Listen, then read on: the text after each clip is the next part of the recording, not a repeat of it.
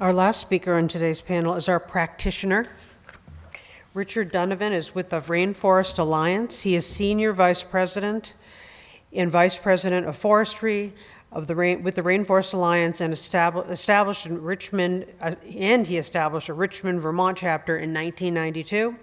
Richard has been instrumental in the development of independent global certification systems in forestry, agriculture, and climate to evaluate social and environmental performance. His current focus is at the environmental and social change associated with tropical deforestation and its impacts on local communities and indigenous peoples.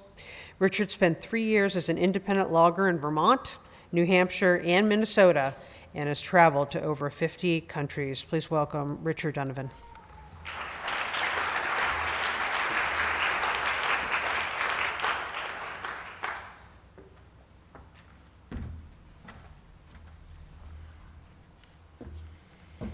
Good morning. It's a pleasure to be here. We have an office in Richmond with about 23 people working there. So we've been able to mix an international and a local lifestyle here for a long time. I missed yesterday, and I'm regretting that. I couldn't be here, but because I was talking to the break to Rose Naylor about the issues related to palm oil, and I'm flying tonight to Jakarta to jump into the vortex of what's going on with the oil palm dynamic and something called the Palm Oil Innovation Group, and the issues associated with palm oil there. The issues that at the forefront for them are deforestation, free, prior, and informed consent, what is commonly called in some circles FPIC. And for Tomas, interestingly, that the genetic diversity issue isn't on their list at this point in time.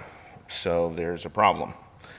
I probably, in the presentation, I'm probably gonna be a bit schizophrenic because the way that we work, to use, I think, Eric's terms, is that on one hand, we're probably, what's the words? Reformist mainstreamers. And then on the flip side, we're trying to do some transitional stuff. I'm not a big person on labels, so we'll see where this plays out.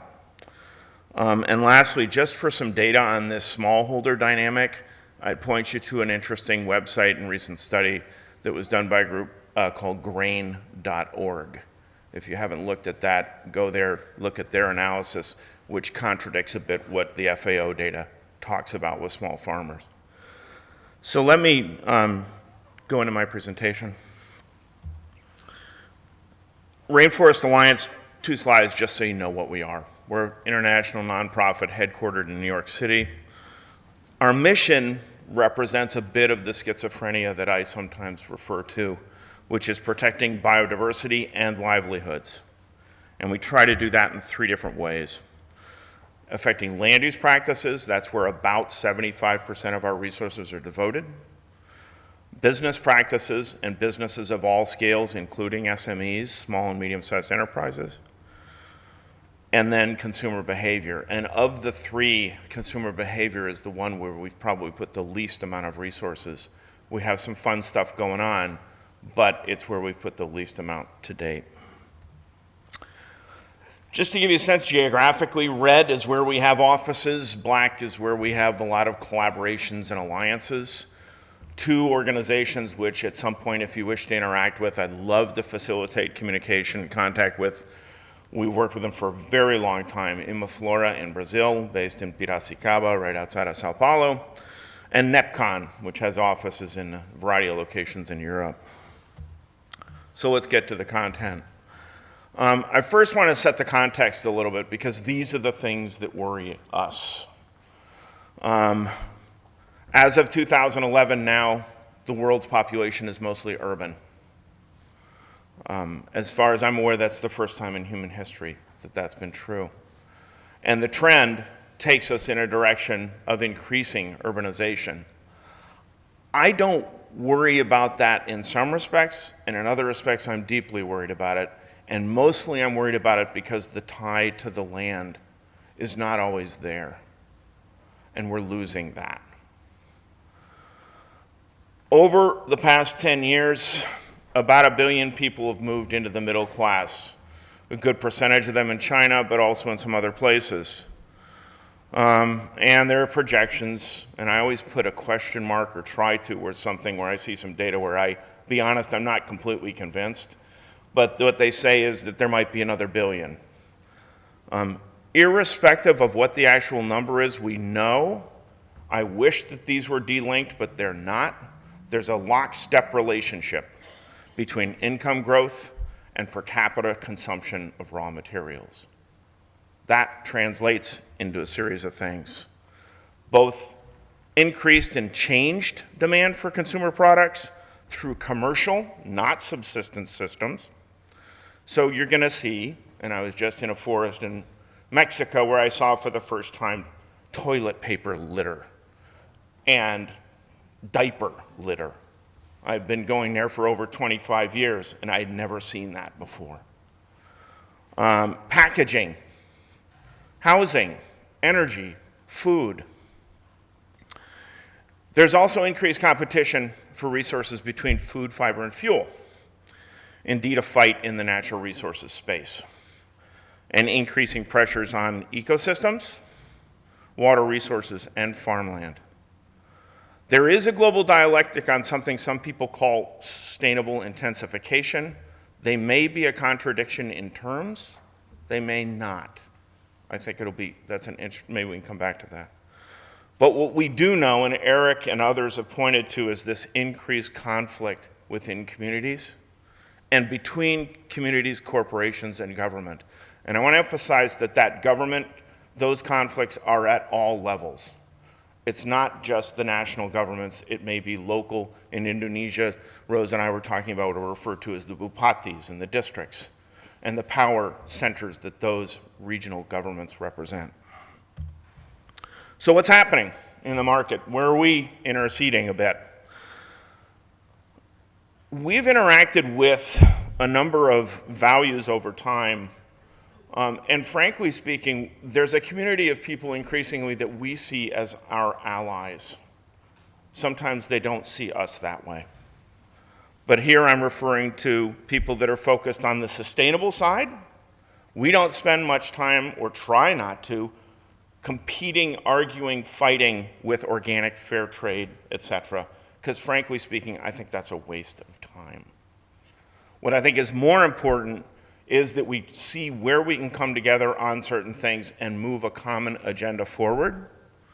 On the responsible side, you'll see some things here: legal, traceable, deforestation-free, human rights, GMO labeled, a la what's happened recently here in Vermont, and gender equity issues.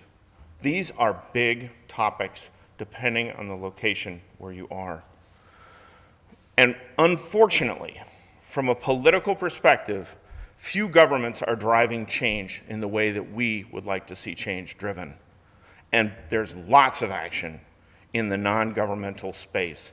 And note, I didn't say NGO space. Yes, there's lots of action there, but it's also in all parts of civil society outside of government. So we have two models. One model is actually working in landscapes, where we provide advisory support to communities in at-risk ecosystems, particularly in the tropics, spanning the tropics. We have a targeted focus on creating supportive local and national markets in those economies, and through public-private procurement systems that reinforce the social and environmental values we think are important. We also foster global market opportunities in certain cases where there's a good match. We found a few of those, but they're always challenging. So we've worked on coffee, tea, shate palm, which is an ornamental palm that's used in religious ceremonies and others, and actually on the wood side, musical instruments. This is in Totonicapán, Guatemala, where we're working with communities. This is just to give you a sense of one of the places that we're trying to work on these at the landscape local level. Engagement model 2 is that reformist beast. Global buyer brands, how can we use them as agents for change? We take a stepwise approach here. We started doing traceability. It was in our system, it was developed by a guy who was an environmental toxicologist, where he had something, and chemists use something called chain of custody. And his basic assumption was, don't just look at what happens at the farm, look at how it goes through the system. When we first started doing that, before I joined Rainforest Alliance around 1987, 88, people said, that's crazy. You will not be able to trace stuff. The world's changed. There's still many challenges here. What this brings forth is to buyers, to you, to others, knowing the implications of purchases and to be able to ask the questions. Legal sounds simple. It's not. Many locations, many examples. Human rights, ILO core conventions, issues of child, slave, bonded labor, etc. Oftentimes we find we have to start at this point in working with organizations. Don't destroy ecosystems. Not just about forests, it's ecosystems. But what we've also seen is if we don't get and act on a commitment up to, with the corporations, the CEO level, to moving to sustainable, it won't happen. So how do we try to focus and make that happen? Through transparent, credible reporting on progress and supporting robust voluntary certification programs. We think they are part of the puzzle because they reinforce responsibility, that you take responsibility for your actions as an organization. So we're working with global brands and retailers.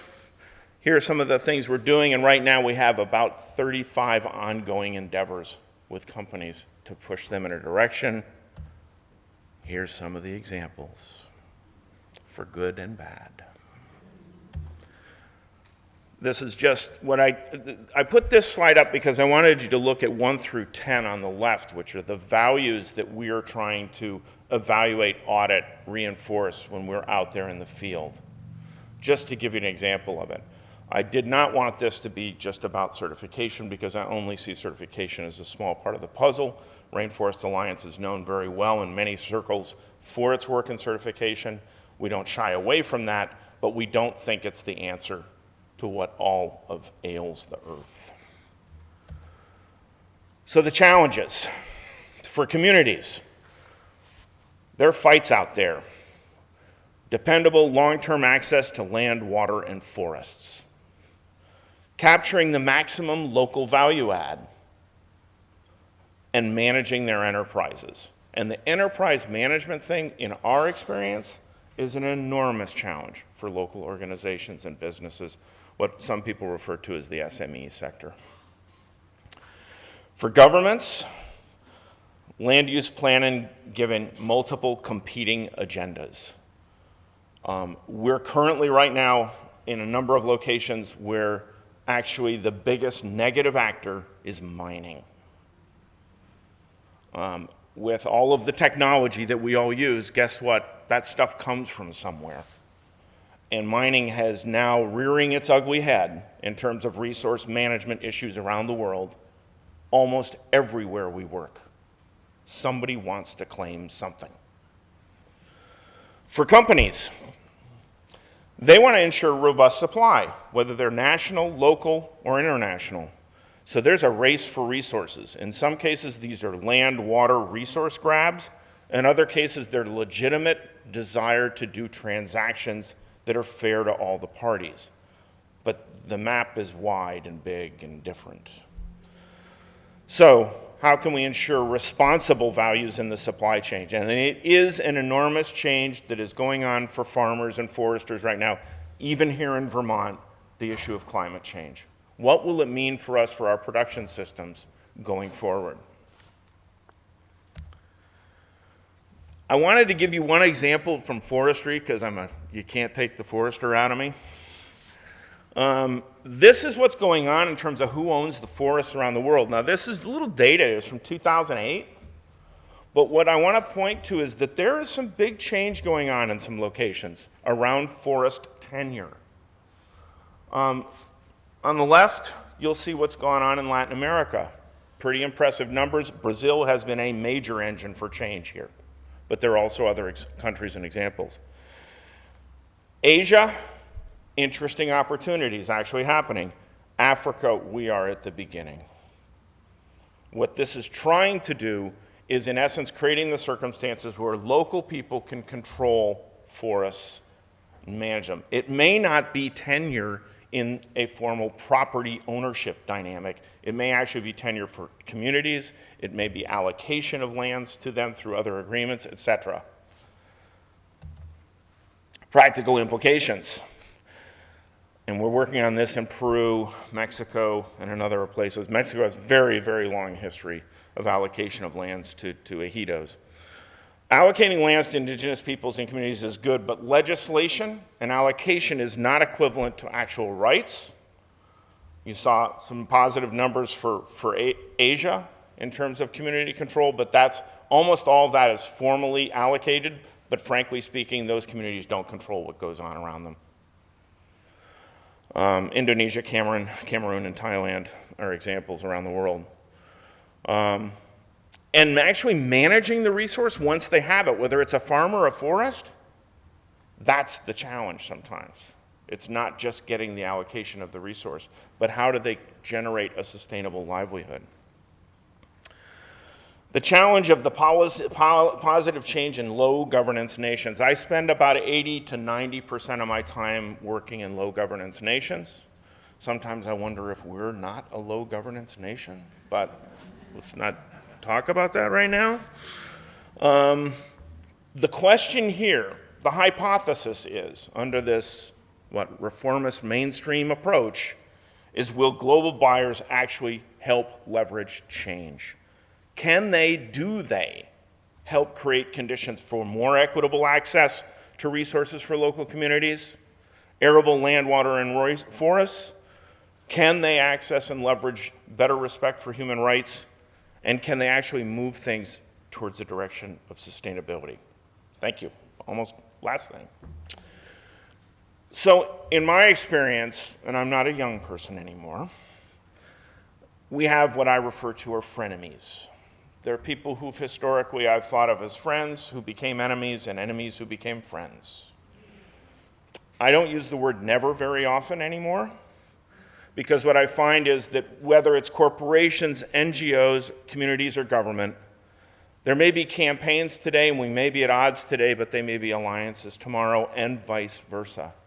And so the challenge is, how do you find the right mix to cause change? Here's some fun stuff. You'll get the PowerPoint. You can go follow, go see these. There's kind of fun stuff on our website, so I want to end on a kind of a cheery note. There's something on cocoa. There's a great, it's World Cup, right? We got Brazil going on. There's a great video there with some nice music, Brazilian music, which is always great. So thank you very much.